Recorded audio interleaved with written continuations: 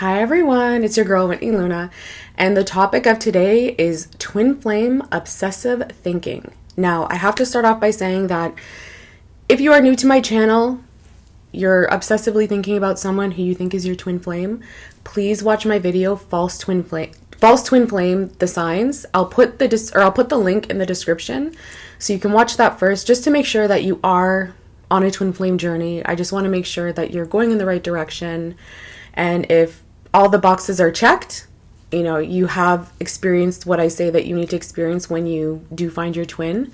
Welcome back, and let's get back to the topic at hand. So, obsessively thinking about the twin flame. I know a lot of people say, oh, this means that I'm meant to be with them.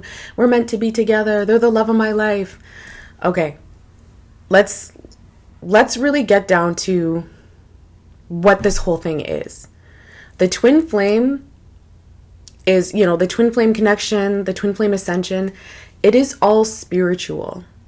So your logical mind, your ego, will try to make sense of things that will really not make sense in the 3D.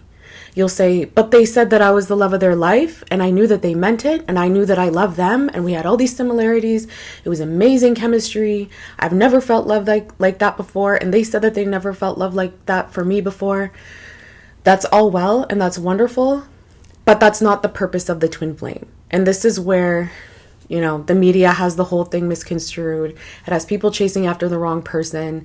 That's not the purpose of the twin flame. The purpose of the twin flame is to push you into alignment.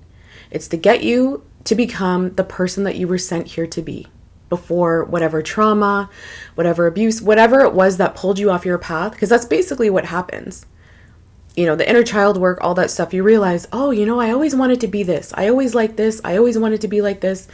And this journey is to push you back to that, to push you into alignment, to have you becoming the person that you're meant to be and sharing that light in whatever way that the universe, or however you believe that you may have chosen to be before you came into this earth. But yeah, it's to push you into alignment.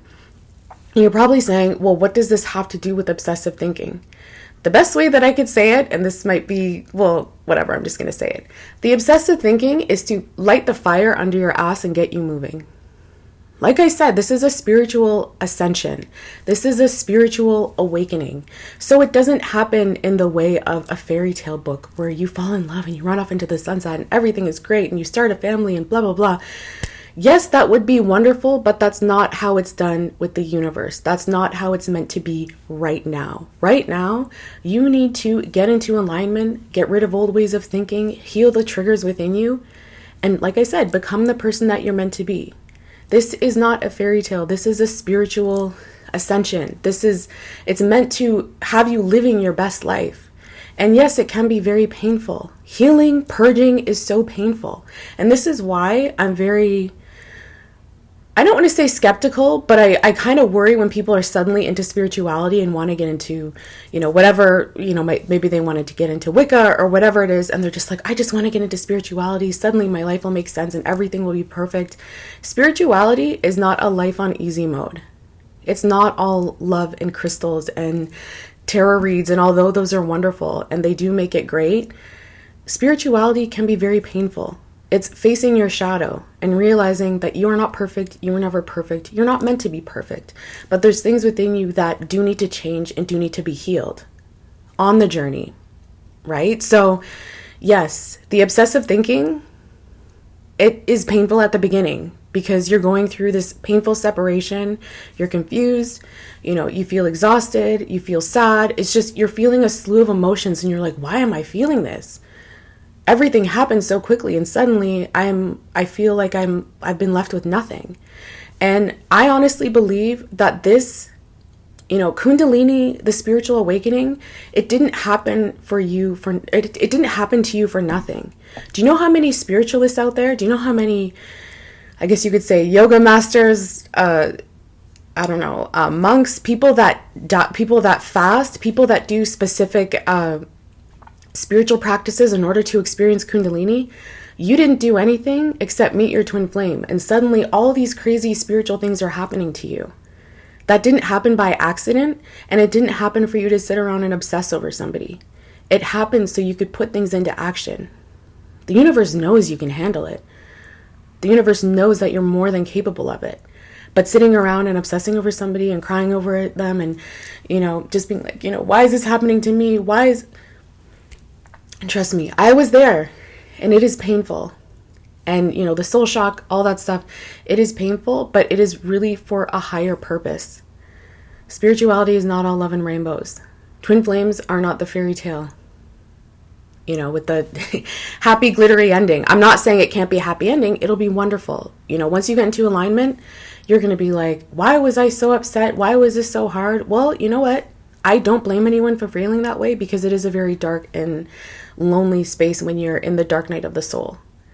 But it's probably one of the most exhilarating times as well, because suddenly the universe has you all to itself, and I guarantee spirit is there telling you what it is that you need to do.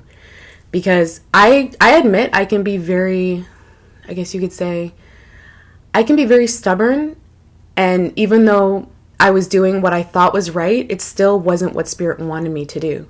Like I said in the shadow, or in my getting into, I forget which video it was, the shadow work, whatever, and I was doing all these things. I was doing my Reiki, I was doing my spirit baths, I was doing my aura cleanses, everything that normally helps to keep me grounded and keep me clear wasn't helping me during that time. And spirit kept saying, start the channel, buy a mic, do all these things. And I was like, how is that going to help me? Like, I'm in such a dark space. My life feels so stagnant. I'm not moving forward. Everything is just falling apart. Spirit kept saying, start the channel, start the channel. So I said, okay, fine. One video, and things started to change for me for the better. Okay, so I'm not saying that to brag. I'm not saying that. No, I'm just saying that spirit is very vocal. Like, spirit is very loud during this time. Even though you're very upset, even though it feels like your heart's been ripped out of your chest, spirit is there with you every second of the way. And I guarantee that spirit, your higher self, knows what's best for you, and you really need to tap into that.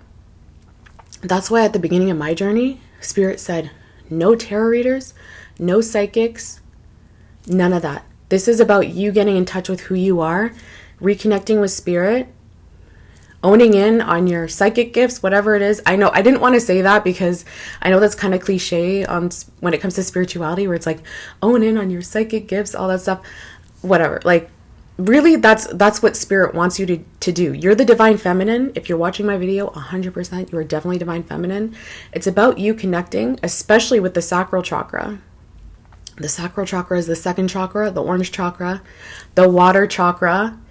And it's really about living in the moment, not worrying about your twin, not worrying about the future, not ruminating in the past. It's really about you being present and being in alignment.